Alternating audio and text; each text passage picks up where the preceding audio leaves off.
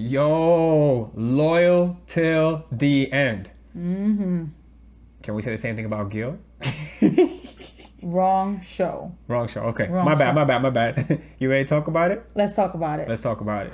All right, guys. Welcome back to our channel. What's up? My name is Igor, and this beautiful lady right here, this is India. And together, we review shows such as Raising Kanan Power Book 3 and Married at First Sight, Season 13, Houston Edition. Let's talk about Power Book 3, Raising Kanan. So much happened in this episode.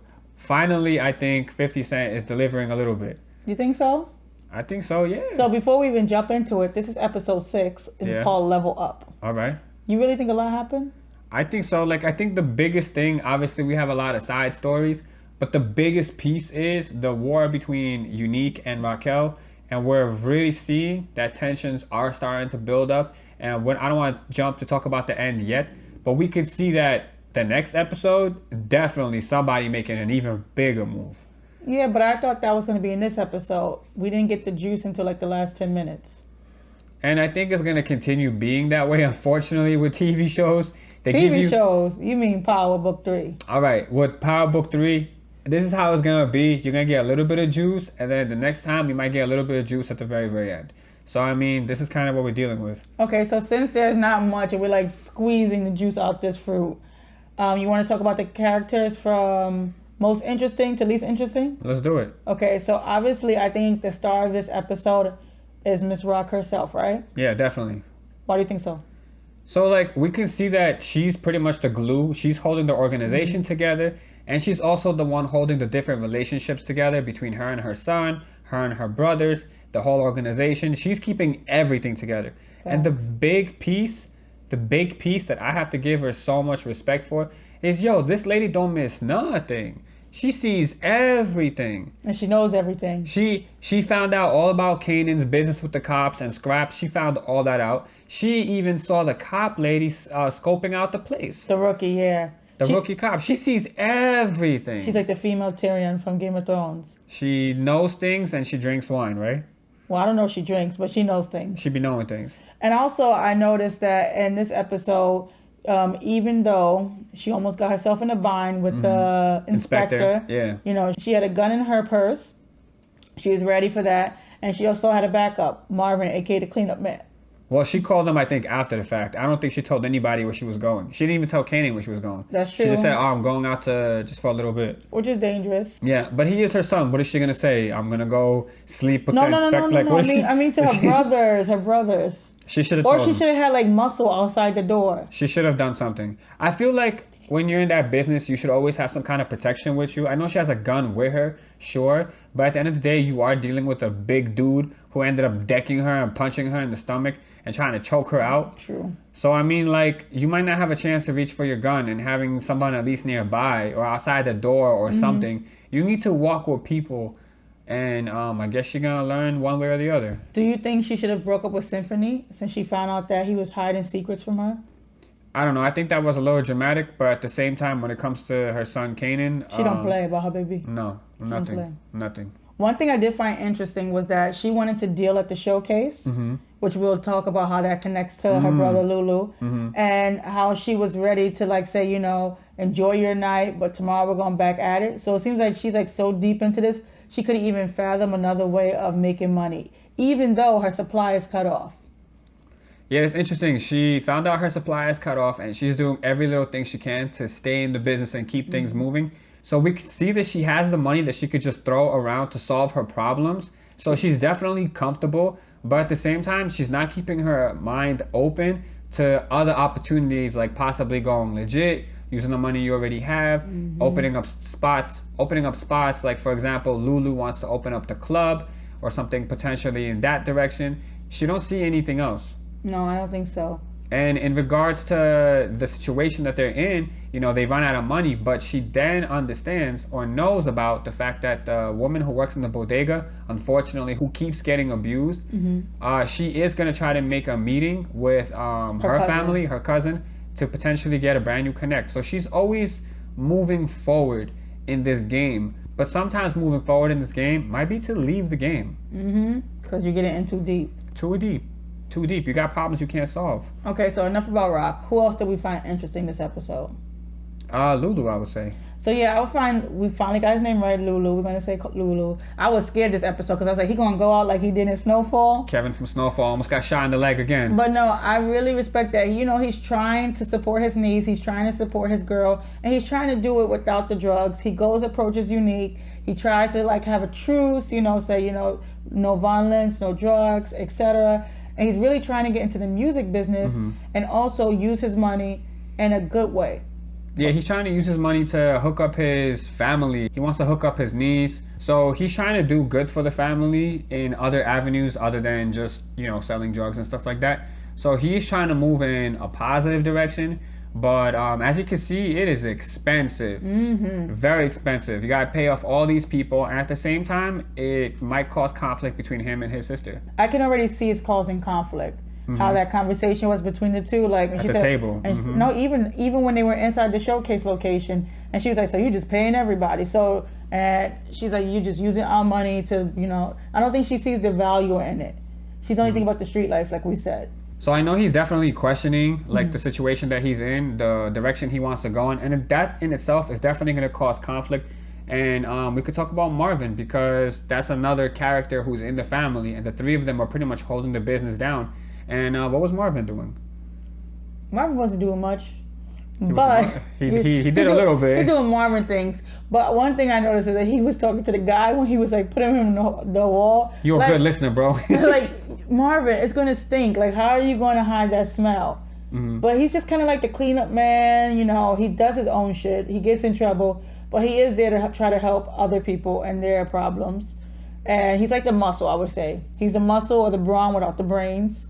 But he did use Kanan's idea to go into the parkway to sell to the white people going to wherever they're going. But how you feel about that? They never discussed that with Raquel, and she seems to be the head of the organization. You know she's not going to like that. But she's going to find out. She finds out everything. Well, if she finds out she's making money, she might be happy because obviously they're not making money that much right now. So I think she'll be pleased by that. So that's enough about Marvin. Who else we found interesting? Well, since we're going to talk about Marvin, we might as well talk about Kanan. We don't really have a lot about him this episode. But if we're going to talk about Marvin, we might as well talk about Kanan. Yet again, going behind his mom's back, making plans. What plans did he make this time? He's the one who told Marvin about right. the spot to sell at. Yeah, he did that. Also, I like that he did stand up for Symphony, even though he hated him the last few episodes. That was cool, yeah. And he supported his cousin Jukebox at the showcase. And he noticed, if you saw his face, he noticed during the showcase that his friend is rapping about crimes he committed. So I know he's probably like a little bit frustrated and also wondering like, why would you do this? Because obviously he didn't know beforehand. So that's going to be interesting to see like how that relationship plays out with those two. And he sleeps with Davina. Well, we think he sleeps with Davina. Hopefully they don't have a kid. His mother's gonna say he messed up again. I don't know. We don't really know what Kanan was thinking about in the club. It could be anything. Every time Famous kept saying streets need a body, maybe it got him thinking about his friend being murdered. Maybe he knows his mom has something to do with it. I mean, he probably already suspected it, but hearing that song might make him think about that. So we're not really sure what direction or what he was really thinking about, but I guess we'll find out soon. No, we do a little bit know about his thought process because when older Kanan's doing the voiceover, aka 50 Cent, he's saying that's how rappers do. They rap about crimes they really didn't commit. So he's kind of trying to say like Famous is a poser. Okay. So that's about it. So Kanan wasn't doing much. He's doing his usual stuff. So let's talk about Jukebox since we're keeping it in the family, aka Laverne. So I just thought Laverne and Shirley, when they reconnected, that was cool. But I thought Shirley was going to get shot this episode. Once we found out that something was going to go down in the club, we thought for sure, we started guessing.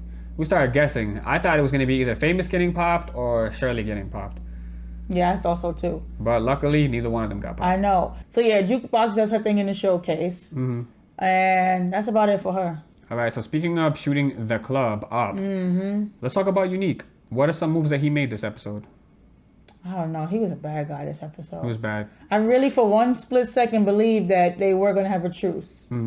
But it just seems like this has been the story of this season. Hey, our bad. Don't do anything crazy. Let's just, chill out. And then we're going to keep doing some scheme stuff in the background. So, I mean, he's tired of it. Very true. And I just feel bad for Scraps. Like, he was caught in the middle of it. He died. R.I.P. Scraps. R.I.P. The one true loyal dude. And Kanan got to see that Scraps got dumped on the front of the house. So he got to see that this dude really was loyal. And he just left Davina's house, which means if Jukebox is right, you sleeping with the enemy, bro. Ooh, good movie reference. You seen that movie? No, you didn't. Never mind. I could tell by your face. Okay. But yeah, I felt bad for him. I just wonder why Scraps didn't try to shoot him in the club, you know? When there was all that commotion. I'm not going, because he had a gun too, right? Yeah, he did. I would have shot We don't know if that gun worked or not. Ooh, yeah, that would have been dangerous. He tried to shoot and then it was like blinks. Mm-hmm. No, I would have shot him and then be like, yo, I don't know what went down in there. Nah, I think Scraps had opportunity. He definitely had opportunity to do something. He didn't really say anything. We don't know if he tried to defend himself or anything like that. But for him to end up where he ended up, that means the other men must have had access to him, tied him up, beat him up, all that stuff.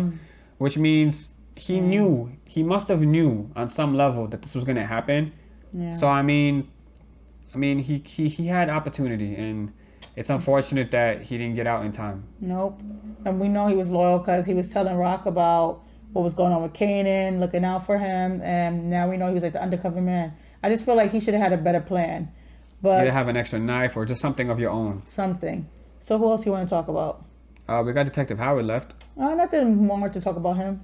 We just know that he's still dying, and he suspects that Kanan is his son. He pretty much knows Kanan is his son, and he went to a doctor to find out like if he can use that bone marrow or whatever. The doctor told him that it's a possibility, it could work, and so I wonder what move he's gonna make next. Yeah, how's he going to get that bone marrow from him?